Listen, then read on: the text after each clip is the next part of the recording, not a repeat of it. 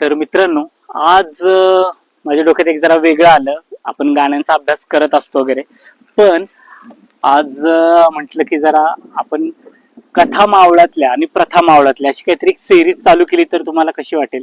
तर यातलाच एक पहिला भाग सांगणार आहे मी. माझं गाव येतं मुळशी तालुक्यात, अकोले गाव आहे. आणि माझा आजोळ म्हणजे मामाचं गाव जे आहे ते पोमगाव आहे, म्हणजे कोरबारसाच्या मावळातलं. आणि तुम्हाला माहितीच असेल की हा जो सगळा मावळ पट्टा आहे, म्हणजे भोर, वेल्हा, मुळशी इथपासून सगळा, तर हा 12 मावळामध्ये मोडला जातो. म्हणजे शिवाजी महाराजांच्या स्वराज्याच्या कार्यात इथल्या 12 मावळातल्या लोकांनी भरभरून महाराजांना मदत केलेली होती. महाराजांच्या साठी, स्वराज्याच्या साठी इथलं प्रत्येक घर घरातला प्रत्येक गडी, शेतकरी तिथे रणांगणावर होते.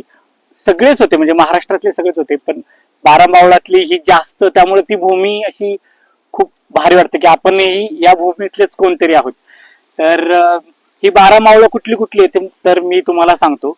तर आपण उत्तरेकडून दक्षिणेकडे जर असं चालत आलं तर पहिलं लागतं ते आंदर मावळ लागतं. म्हणजे राजमाची वगैरे जो किल्ल्याचा भाग पडतो, तर तो श्रीवर्धन, मनोरंजन जे बालेकिल्ले आहेत त्याचे, तर ते आंदर मावळ.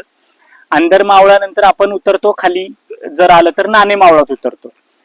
नाणे मावळ म्हणजे मला एकविरा कारल्याची जी देवी, एकविरेचा पण एक सुंदर कथा आहे, ती पण मी सांगतोच. एकविरा देवी वगैरे जे आहे, बेडसे, कारल्या भाज, जे काही गाव आहेत ती नाणे मावळ. त्याच्यानंतर खाली उतरतो ते पवन मावळात. पवन मावळ म्हणजे तुंग, तिकोना हे जे गड आहेत ते, म्हणजे बघा, अंदर मावळ, नाणे मावळ, पवन मावळ, त्याच्यानंतर येतं मुळशी. मुळशी पेठा येतो म्हणजे, तर याच्यात तामिनी, कोरबारसाचं मावळ हे असं मिळून येतं, म्हणजे मुळशी ही 4 झाली. त्याच्यानंतर खाली येतो पौडखोर, म्हणजे मावळ आणि खोर अशी एकत्रच ती 12 आहेत. तर पौडखोर येतं. पौडखोऱ्यानंतर थोडा अलीकडे आपण खाली अजूनही दक्षिणेकडे उतरलो तर आपल्याला लागतं मोठे खोर.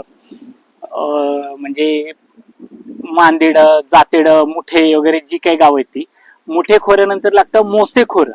मोसे खोऱ्यानंतर लागतं कर्यात मावळ, म्हणजे जो सिंहगडाचं डोंजे बिंजे जो जो भाग आहे, खानापूर वगैरे, ते कर्यात मावळ. आणि मी कुठेतरी मे बी वाचलेलं की कर्यात मावळ हे कुठपर्यंत होतं, तर म्हणजे अगदी ते खानापूर पासून ते पार कोथरूड गावठाणापर्यंत. म्हणजे मी आज पुण्याला कोथरूड मध्ये राहतो, तर मला हेही भारी वाटतं की मी कर्यात मावळामध्ये पण राहतो, म्हणजे तसंही. तर ते कर्यात मावळ. पाबेघाट ओलांडला तिथून पुढं की मग कानद खोरं लागतं, म्हणजे कानंदीचं तोरणा किल्ला जो आहे तो. कानद खोऱ्याच्या पलीकडं गुंजन मावळ लागतं, म्हणजे गुंजवणीचं खोरं, म्हणजे राजगडाच्या अलीकडची बाजू. त्याच्यानंतर लागतं वेळवंड, वेळवंडी जी नदी आहे ती वेळवंड खोरं. आणि त्याच्या पुढं जे आहे ते हिरडस मावळ, म्हणजे हिरडस मावळ, गुंजन मावळ, कानद खोरं, हा असेच, म्हणजे ती 12 मावळ आहेत. म्हणजे सगळ्यात पहिलं आंदर मावळ, त्यानंतर नाणे मावळ, त्याच्यानंतर पवन मावळ, मग मुळशी, ही 4 झाली. त्याच्यानंतर मग खाली आलो की पौड खोरं, मुठे खोरं, मोसे खोरं, कर्यात मावळ, ही 4 झाली. त्याच्यानंतर मग येतो आपण कानद खोरं, कारंदीच्या तिथलं.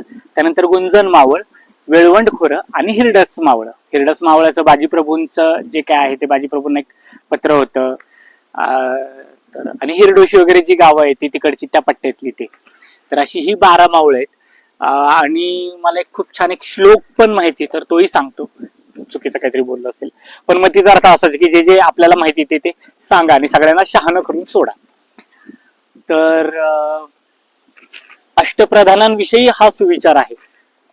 तर अष्टप्रधान कसे लक्षात ठेवायचे, तर त्याच्यासाठी एक श्लोक बांधलेला होता. तर तो श्लोक असा आहे की प्रधान, अमात्य, सचिव, मंत्री, दबीर, न्यायाधीश, न्यायमंत्री, सेनापती तो असे सुजाना. म्हणजे बघा, 4 8 झाले, आपले अष्टप्रधान झाले.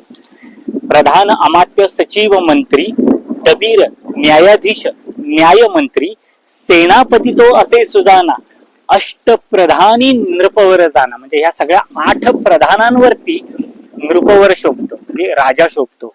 तसं शिवाजी महाराजांनी त्यांचं अष्टप्रधान मंडळ. तर असा हा एक श्लोक होता. तर ही 12 मावळं आणि अष्टप्रधानांचा हा श्लोक तुम्हाला कसा वाटला, काही नवीन माहिती मिळाली का, आणि मिळाली असेल तर आपल्या कमेंटमध्ये नक्की सांगा, किंवा तुम्हाला जर आणखी काही माहिती असेल तर नक्की सांगा यासाठी. आणि असेच आपले व्हिडिओ पाहत राहा, लाईक करा, कमेंट करा, शेअर करा, सबस्क्राईब करा, आणि प्लीज कमेंटच्या तिथे 3 डॉट दिसतील बघा, तर ते जरा स्वाईप करा, आणि तिथे हाईप नावाचं एक बटन असेल तर हाईप करा. हाईप म्हणजे पॉइंट्स मिळतात, जेणेकरून आपला व्हिडिओ किंवा ही जी चांगली चांगली माहिती आहे ती आणखी इतर चांगल्या लोकांपर्यंत पोहोचते. तर नक्की हाईप पण करा. तोपर्यंत धन्यवाद.